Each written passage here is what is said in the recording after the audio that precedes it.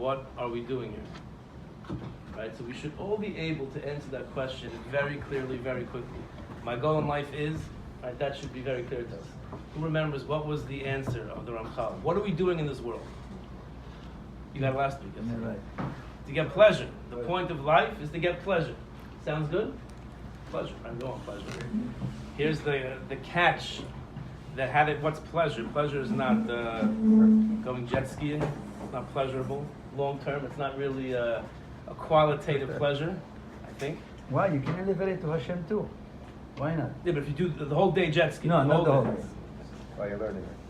You can brush your teeth and elevate to Hashem. That's correct. But the jet skiing itself is not the pleasure. So you see how great the world is. And the real pleasure is connecting to Hashem. And the place for that really is the world to come, is Olam Haba.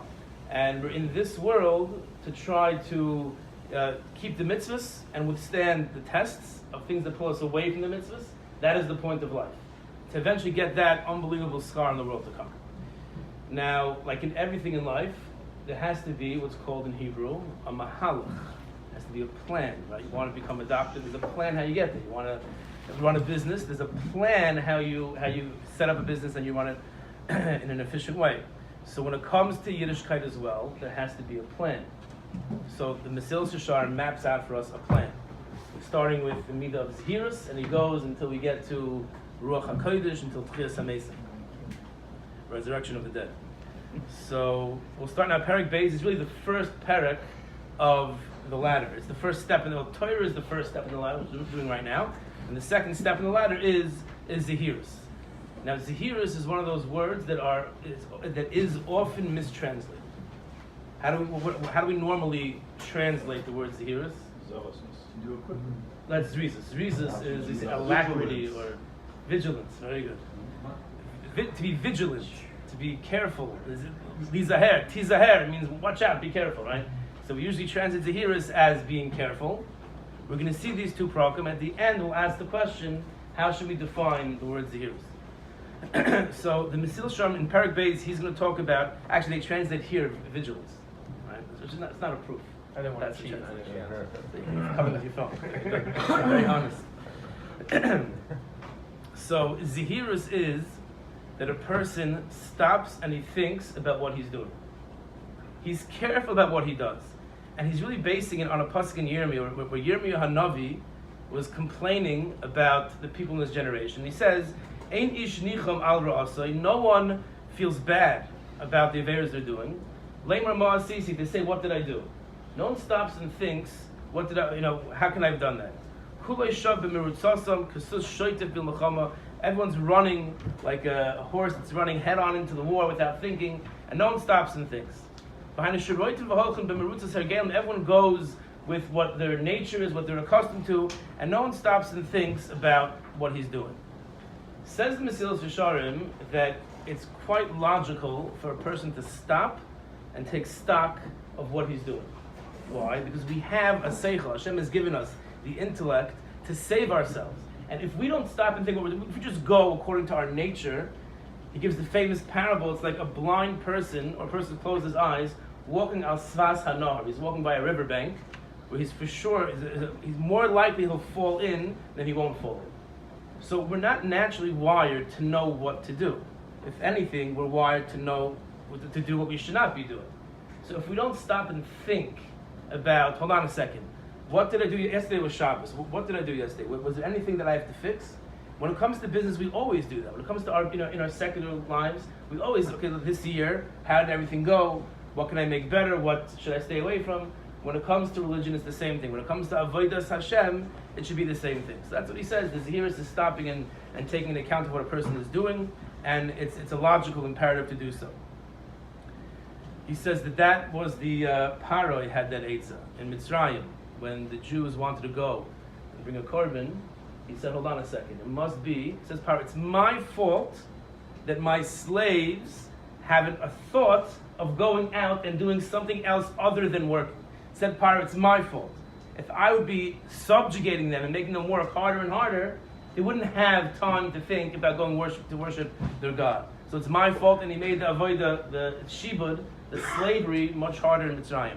Says the Mesillas Yesharim, the Yetzer Hara does the same thing. It never lets us to stop and think. It definitely today, if I can hack technology, is that allowed in the Shteibel? If I can hack technology that with the phones.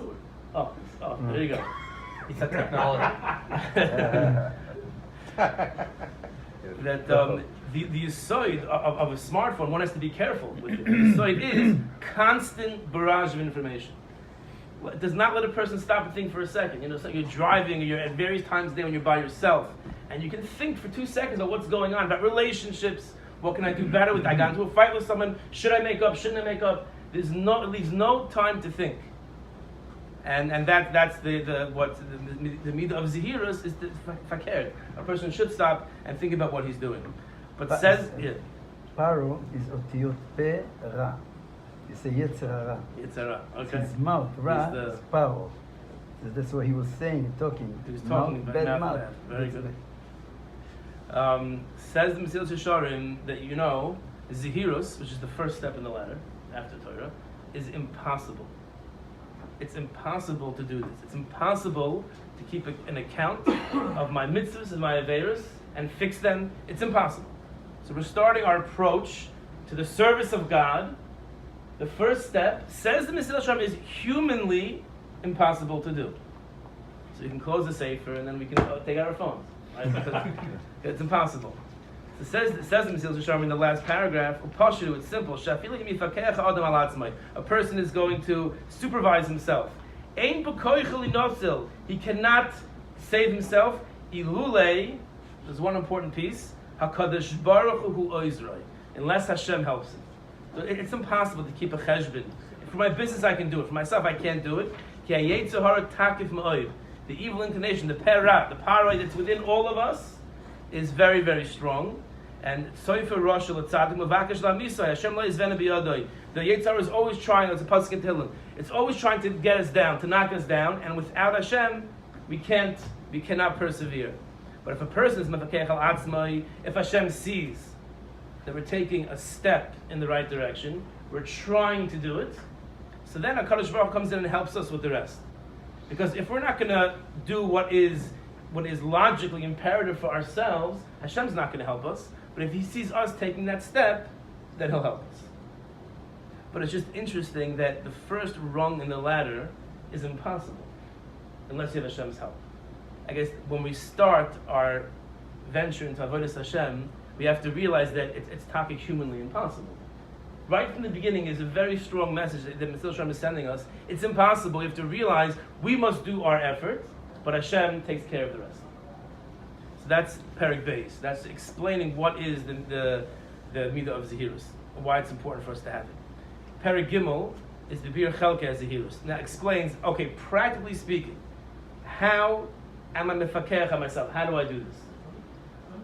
So actually, I'll cheat. I'll tell you how I want to define zehirus, and you'll tell me at the end of this paragraph if you agree. I want to define zehirus as a business plan.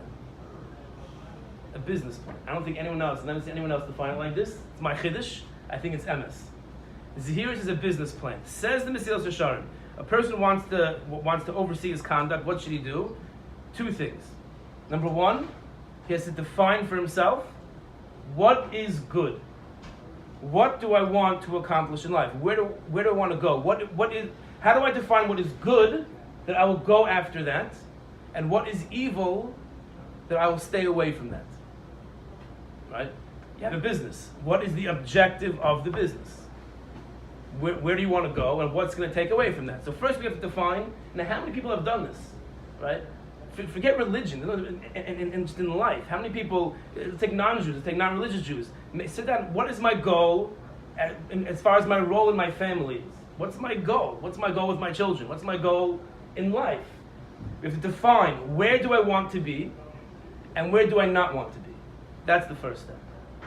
The second step is, okay, let me analyze my actions now, and see which ones fall into category A of good, and then I strengthen those actions and I do more and more and more and do it better. And which actions fall into category B, into the evil, to the bad. And then I figure out ways to stay away from that. So that's the first step.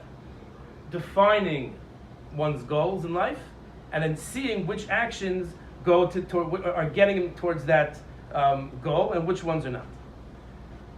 Says the Mesillas Yesharim, when one is analyzing his actions, there are two times that one analyzes his actions. There's B'shas Maisa, at the time that he's about to do it. Right? Before he does something, he has to think, okay, which category is this action going to go into? A or B? Let's say, it's never happened to me. Let's say you come home, it didn't happen in the past while for me. You have to be honest. You know? You come home and you have guests, and the table is not completely set. So what do you do? Set the table. Oh, okay. That's category A. That's very good. Category B would be to get upset. Before, when a person walks into his house, and now he's faced with a situation, well, let's say the kids are fighting, let's say there's grape juice all over one kid's shirt. Pick an example, you know. So what do you do? You know, a kid throws food in the middle of the table. You have guests. Kid throws food, right? So there's various ways you can. So before a person does something, before he acts, he has to think. Category A, category B. Which action is what I'm about to do? Which category is going to fall into? And hopefully, don't do any category B's. That's b'shas ma'is. That's during when a person's about to do something. But then there's the time before you go to bed at night. You have time you're driving home from work. You have time to think. A person should think shaloi b'shas ma'isa, not when he's active. You should think, okay, what I've done this past day, or I can envision doing certain things. Well, which actions go into category A, which go into category B? Now, again, this is not. We really could close the book. It's not Mesillas. It's not a from thing. I mean, it is a from thing, and it is getting us closer to Hashem. But even without this, just success in life. If you want to have success in life, this is what a person has to do. Of course, you can't even compare it that it gets as close to Hashem, that's the goal. But if a person needs more of a motivation to do this, because Olam Haba is very far and it's hard to relate to, if you want to be a happy person and have happy relationships, so you're driving home, think about how should I act when I walk into my house? Think about what has happened in the past, have I reacted, anticipate various things, and how should I act? So besides the fact that the person won't do averos and he'll do mitzvahs to get close to Hashem, he'll also have better relationships. That's what the Mesillas is saying. That is the hero. It's a business plan. Yes. Actually, this is the very, very hardest to work on the ka'as in the Shat Maseh. That's the hardest. Yeah. So the Chazon Ish has the most beautiful chidush. What did he do? He made a very special, he got one of his coat, and he wrote, "This is my ka'as coat, my anger," and he put it all the way far in the attic. And every time I want to be ka'as, I have to go all the way to the attic and to put it on. He did it a couple of times before he ka'as, he went and got it on. And then he see that it took him so long, he worked on it and he did. But it's because at that moment you have that snap. And everybody had that snap. Right. It depends, you have a different snap, I have a different snap, everybody does have a different snap. But in the Shat Maseh, it's really the hardest one. So you started with the hardest one, actually. Right. But maybe we should buy those coats and have it all the way in the attic. It's called a Tish Becker show. But it's only on Shabbos. Absolutely. But it's only on Shabbos. G&G has a special. What's G&G? You got two Tish Becker shows from there. What are you talking about? Guys, it's on video. Can you edit that part? Okay, so says the Mesillas, how often should we do this? How often should we be weighing our actions and thinking about what's good or what's bad? Says the Mesillas, every single day. We got to do it every day. Every day we have to think about, I would say practically, think about what happened yesterday. From the time I woke up Shabbos morning until I went to bed Motzei Shabbos, imagine yourself, I walked to shul, I sat in shul, then I came to the Kiddush, I went home and had my lunch, and to the Shabbos afternoon, I came back to shul, and just think about what a person did, think about how he interacted with his family, with other people in the shul, how his davening was. Did I enjoy my davening? Davening is a big part of our day, 3 times a day. Did I enjoy it? If I didn't enjoy it, so then I have to figure out why that is. Try to work on that. Did I learn? Did I enjoy my learning? If I didn't, think about why that is and how I can work on that. And it must be done every single day. Like I said, the people who, the jewelers are weighing their diamonds. It has to be done b'diktuk, very efficiently and every single day. That's what he says. B'kfiyas. Says the Mesillas Yesharim, it's hard for us to realize the imperative of doing this. Because right now we're in the middle of the struggle. So he gives this famous parable of the Gan Mavucha. The kings back then had these, they have them in Melbourne also, these Maze. enchanted maze it's called. They have, what's it called? There's a word for it. Where these big, the shrubbery goes up very high, and you have to try to find a garden maze. That was called garden maze. And when you're in it, you don't know where to go. Every place looks like the right place or the wrong place. It's the guy standing on top, and they look down, they can tell you, oh, make a left here, make a right there. They know exactly where to go. So it's Chazal who have been through this, and they've seen, right? And see the guy's making the wrong turn, telling you, Yid, turn to the right, and he's turning to the left. But I can see on top, the left leads you nowhere. But when you're in the maze, you're guaranteed, I'm positive, the left is the right way. I'm positive getting angry. If I yell at this person, it's going to be all better. I'm positive. But the Chazal are telling us, turn to the right, don't turn to the left. And that's what we might not realize. You might think now, I'm sure many people here are thinking, what, every day? Really? Even for my business, I don't do that every day for my business. I don't do that. Every day. Chazal are telling us, if a person wants to be successful, as a Jew, every day he has to weigh his actions. Every single day. It can take 5 minutes. Lav dafka, it's going to be a 45-minute endeavor. But it must be done regularly every single day. And we'll end with the last paragraph. Klal shel davar. He always has to be thinking and weighing in his mind. At a specific time when he's by himself, we can contemplate what is the true path according to the Torah that I have to walk in. Everyone think to themselves, when was the last time they had this thought? When was the last time we had that thought? I'm talking to myself as well. When was the last time I had that thought, okay, what is the path that I should be choosing in life? So there's various points in time. You get married, maybe when one is a child. There are various significant points in life where we think like that. But it should be every day. After a person says, okay, this is where I want to be.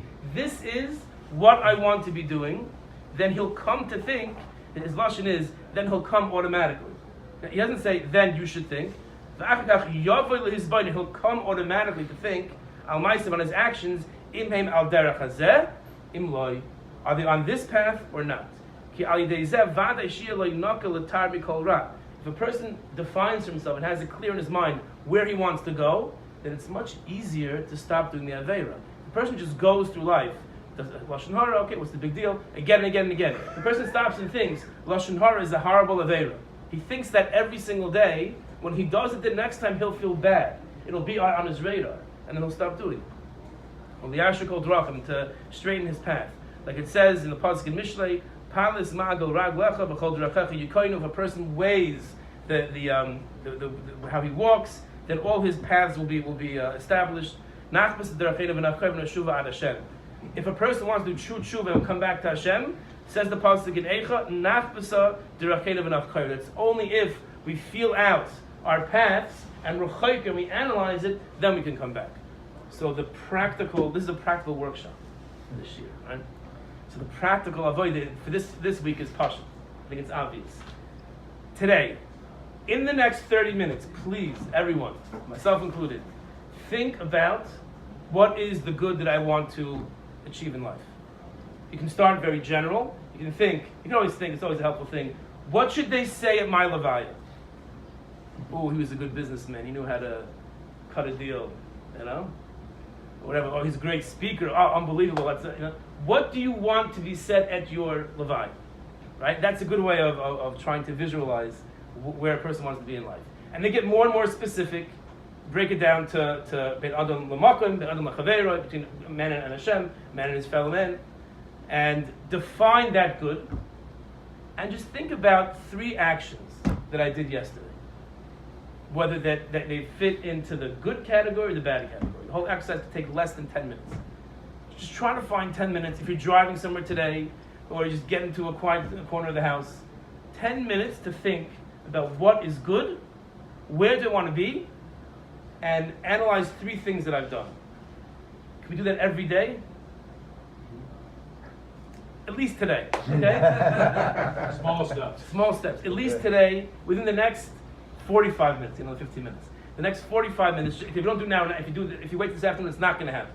You got to do it right now. In the next 45 minutes, just take 7 minutes. Just to think, at least think about what you want. Forget about what you're doing. Think about what is good. Where do I want to be? And that'll be our workshop this week. L'chatchila every day. B'diavad at least once, at least today. And Bezhem will continue next week.